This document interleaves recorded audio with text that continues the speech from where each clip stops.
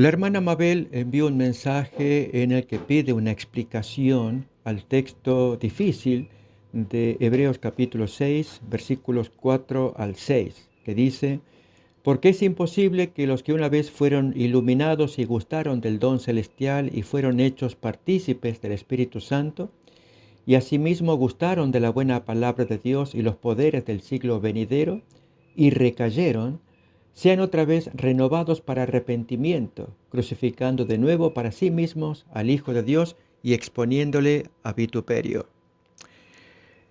Es cierto que el texto está difícil y aún en el comentario bíblico hace una explicación lo más satisfactoria posible, trae algunas alternativas, pero creo que podemos todavía entender un poco más qué es lo que el apóstol Pablo dijo allí en esa porción del libro de Hebreos. En primer lugar, el texto en sí trae alguna buena respuesta en los versículos 7 y 8, pero antes comento lo que trae el comentario bíblico. Menciona que habría dos maneras de percibir el texto. Uno es el pecado imperdonable, que es el que la mayoría de estudiosos asume, y otra, una interpretación que también el comentario trae. Particularmente me inclinaría por lo primero, el pecado imperdonable, porque en los versículos 6 y 7 da a entender eso. Entonces ahí encontramos armonía. Con respecto al pecado imperdonable, voy a invitar a que leamos los textos alusivos, Mateo capítulo 12, versículo 31 y 32, para mirar ese concepto como también aparece en la primera carta de Juan, capítulo 5. Dice, Jesús dijo: todo pecado y blasfemia será perdonado a los hombres, mas la blasfemia contra el Espíritu no les será perdonada. Y a cualquiera que dijera alguna palabra contra el Hijo del Hombre, o una blasfemia contra él, le será perdonado, pero al que hable contra el Espíritu Santo no le será perdonado, ni en este siglo ni en el venidero. Notemos que es muy fuerte el concepto que el apóstol Mateo trae contra hablar contra el Espíritu Santo, aunque uno querría preguntarse a qué se refiere esto de hablar o a qué se le llama blasfemia. Pero antes leo el otro texto también equivalente de la primera carta de Juan, capítulo 5, el versículo 16, que dice así: si alguno viere a su hermano cometer pecado que no sea de muerte, pedirá, y Dios le dará vida. Esto es para los que cometen pecado que no sea de muerte. Hay pecado de muerte por el cual yo no digo que se pida. Aquí le llama pecado de muerte. En Mateo se le va a llamar una blasfemia contra el Espíritu Santo o también pecado imperdonable, por el cual no hay perdón. ¿Cómo podemos conciliar esto? Yo había dicho que si pudiéramos leer los textos siguientes de Hebreos capítulo 6. Habíamos leído hasta el versículo 6, pero ahora leo 7 y 8. Y la clave va a estar en estos dos versículos, que dice: porque la tierra que bebe la lluvia que muchas veces cae sobre ella y produce hierba provechosa a aquellos por los cuales es labrada, recibe bendición de Dios. Pero la que produce espinos y abrojos es reprobada, está próxima a ser maldecida y su fin es el ser quemada. Al hablar de la lluvia que la tierra recibe, está refiriéndose a la bendición que Dios otorga a corazones que aquí son representados como tierra. Pero hay dos clases de tierra o dos clases de corazones. Una tierra que bien puede estar sedienta o seca, pero bebe la lluvia que cae allí y produce hierba, y recibe bendición de Dios. Pero hay otra tierra que le cae el agua, pero produce espinos y abrojos. Entonces, aquí hay un asunto, y es qué tipo de corazón es aquel, y entonces aplicamos los versículos anteriores. Aquel que una vez fue iluminado, voy a leer el texto de Hebreos 6:4, pero aplicando el concepto de la tierra que produce abrojos y espinos. Son distintas tierras. Una es la que tiene la maldición de Dios porque cometió pecado imperdonable. Lo leemos otra vez. Hebreos 6:4. Porque es imposible que los que una vez como tierra seca, ambas eran tierras secas, que fueron iluminados y gustaron del don celestial. Y esta gente que recibe el beneficio del Espíritu Santo, porque el texto dice después, fueron hechos partícipes del Espíritu Santo. Aún más, gustaron de la buena palabra de Dios y los poderes del siglo venidero. Todo esto está representando esta lluvia que baja del cielo a la tierra, a dos tipos de tierra, digo yo, de acuerdo a los versículos 7 y 8. Pero recaen. Entonces ahí hablamos de la segunda tierra, la que produce espinos y abrojos. Sean otra vez renovados para arrepentimiento, crucificando de nuevo para sí mismos al Hijo de Dios. ¿Produce espinos y abrojos? Sí, depende del corazón. Voy a dar ejemplos. Es el caso de el mismo Acab. En Primero de Reyes, capítulo 21, última parte, aparece cómo Elías reprende a Acab por haber cometido tan grave pecado de estar apoyando a la esposa por el crimen que había cometido contra Nabot para apoderarse de la viña. Bien, ¿qué hace el profeta Elías? Pues reprende a Acab severamente. Voy a leer el texto y especialmente la reacción de Acab de arrepentimiento. Pero esa tierra era tierra, o sea, no seca, porque ambas son secas. Esta es la que produce abrojos, a diferencia de la otra que, siendo seca, recibe la lluvia, pero produce bendición, produce fruto. Leo el texto, Primero de Reyes, capítulo 21, versículo 25, dice el profeta Elías, a la verdad, ninguno fue como Acab. Este es un comentario editorial, podemos decir, ¿no? Porque Elías venía hablando, pero ahora el comentario del autor de la porción de Reyes. Entre paréntesis dice, a la verdad, ninguno fue como Acab, que se vendió para hacer lo malo ante los ojos de Jehová, porque Jezabel, su mujer, lo incitaba. Él fue en gran manera abominable, caminando en pos de los ídolos, conforme a todo lo que hicieron los amorreos, a los cuales lanzó Jehová de delante de los hijos de Israel. Y sucedió que cuando Acab oyó estas palabras de amonestación del profeta Elías, rasgó sus vestidos y puso cilicio sobre su carne y ayunó, y durmió en cilicio y anduvo humillado. Entonces vino palabra de Jehová a Elías tisbita, diciendo, ¿no has visto cómo Acab se ha humillado delante de mí?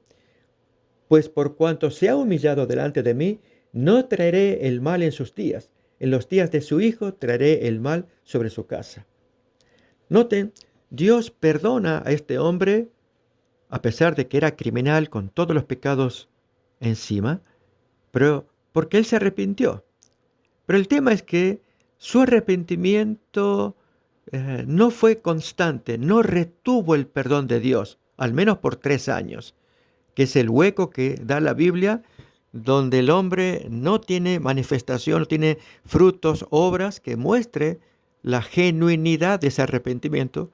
Pudo haber sido genuino, pero la tierra en sí produce abrojos, a pesar de que haya recibido la lluvia de la amonestación de Dios por parte de Elías y el perdón de Dios.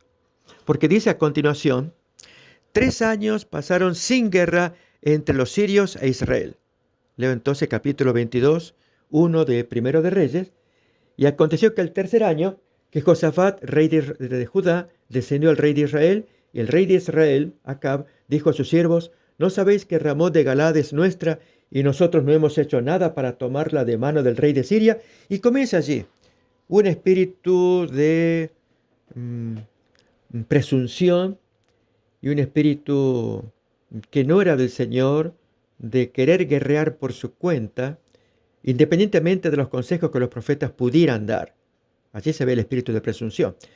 El rey que estaba de visita era Josafat, rey del sur, rey del reino del sur, de Judá. Y Acab era el rey del reino del norte, con sede en Samaria. Y entonces Josafat pide que se traigan profetas para consultar si era voluntad de Dios. Y Acab trae sus preferidos, 450 profetas de Jehová, pero falsos. Y Josafat discierne esto y él pide buscar otro profeta. Y traen a uno, Micaías, hijo de Imla, pero Acab le aborrece porque él no profetiza favorablemente para Acab. Allí ya estamos mirando los síntomas de una inconversión. Finalmente, el capítulo habla de que Micaías, hijo de Imla, profetizó correctamente que moriría Acab en su presunción ese mismo día, pero Acab lo desafió. Es fascinante ese capítulo. Con ello estamos diciendo que en él se cumple aquel texto que aquellos que gustan de la bendición, no tan intensa como la describe Pablo en Hebreos capítulo 6:4, pero fueron partícipes del don del Espíritu Santo, en este caso del perdón de Dios, que es el primer fruto, el don del Espíritu que nos convence de pecado, por el cual afligimos nuestro corazón, confesamos nuestro pecado y Dios puede perdonarnos, que es el caso que le pasó a Elías, un caso muy extraño, un hombre acostumbrado a cometer crímenes, pero Dios le perdonó, pero no retuvo ese perdón y por lo tanto se cumple aquello que si recae es imposible ser renovado por la dureza o los abrojos de su corazón. Voy a contar otro caso parecido, pero vamos a ver la tierra entre uno y otro. Es el caso de Manasés. En Segundo de Crónicas se nos cuenta la historia de este rey perverso, hijo del rey Ezequías, cómo este hombre cometió maldades indescriptibles. Quizás las más crueles fue llevar a sus propios hijos a fuego ante el dios Moloc. Él desafió todo lo imaginable en sus 5 décadas de gobierno. Pero sin embargo, cuando fue afligido, él se compungió de corazón y Dios le perdonó. Pero no fue la respuesta de Manasés una respuesta casual, que aprovecha que Dios le perdona para volver a las andadas, como a veces suele pasar, sino que se arrepintió de corazón. Y así terminó su historia, a diferencia de Acab, como un hombre arrepentido por lo que había hecho. ¿Sí? Ahí entonces podemos ver la diferencia con el texto de Hebreos capítulo 6:7, que nos dice que la tierra que recibe lluvia produce bendición, produce frutos. La otra, que recibe lluvia, produce abrojos, espinos. Para ilustrarlo mejor, voy a traer el caso de Satanás. Satanás es un ejemplo de el ser que se sintió mal, se arrepintió de lo que había hecho, y sin embargo, el hombre tenía semillas de perdición en su corazón. ¿Sí? Voy a tomar algunos textos que tengo del libro La historia de la redención para ilustrar este fenómeno de Lucifer. Leo acá, dice, si pudiera volver a ser como cuando era puro, fiel y leal, de buena gana abandonaría sus pretensiones de autoridad, pero estaba perdido más allá de toda redención, gracias a su presuntuosa rebelión. Esa expresión, más allá de toda redención, ese es el pecado imperdonable. No se lo puede rescatar. ¿Por qué? ¿Será que el ser humano puede cometer semejante pecado?